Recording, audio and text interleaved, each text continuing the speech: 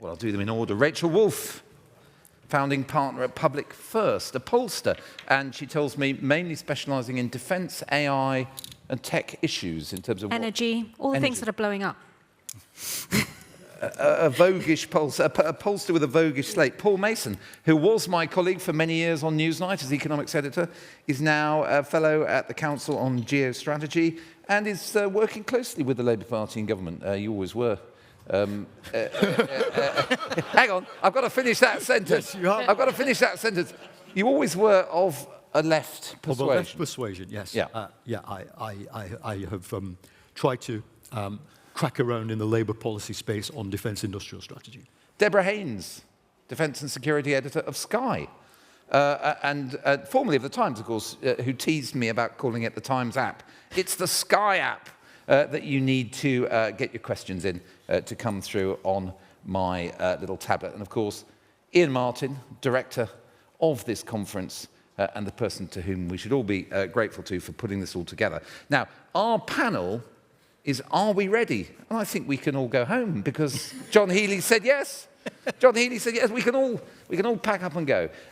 So it could be a very short panel, but let's go beyond his one-word answer to that question and start to sort of excavate it. I'm going to start with you, Deborah, because you've had a really successful podcast in the War Game, sort of analysing really this question of sort of just how unready we are.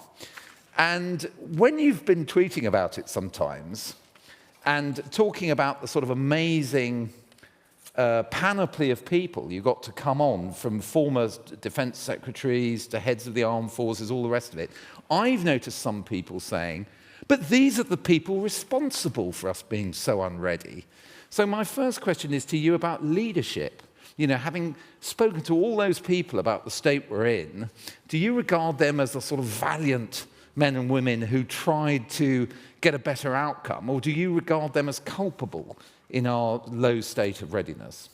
I think it's a really important question. And I think actually the podcast series that we did called The War Game, if anyone hasn't listened to it, please do, wherever you get your podcasts.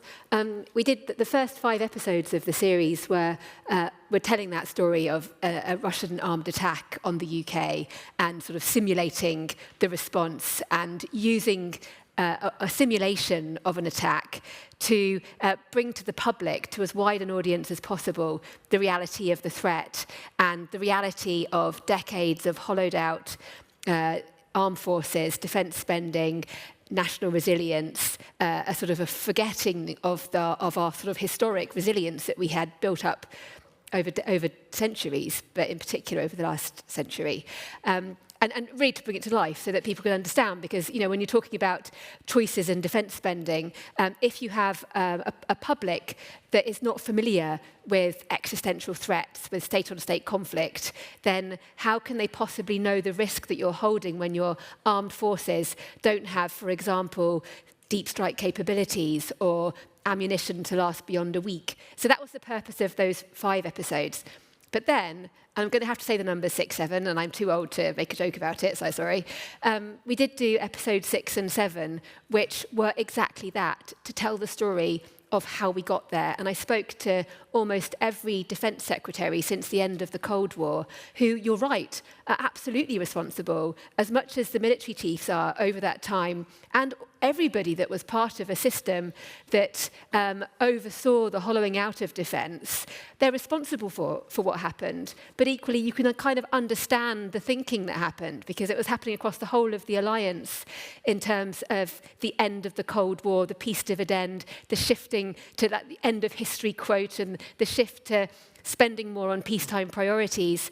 I think the thing where it becomes very difficult, though, is after you've obviously had the wars in Iraq and Afghanistan, but when you started seeing Russia, killing Litvinenko in 2006 on the streets of London, targeting Estonia in 2007 with that massive cyber attack, invading Georgia, all the signs were there, and yet we did not change. And 2014, the invasion of Crimea was that pivotal moment.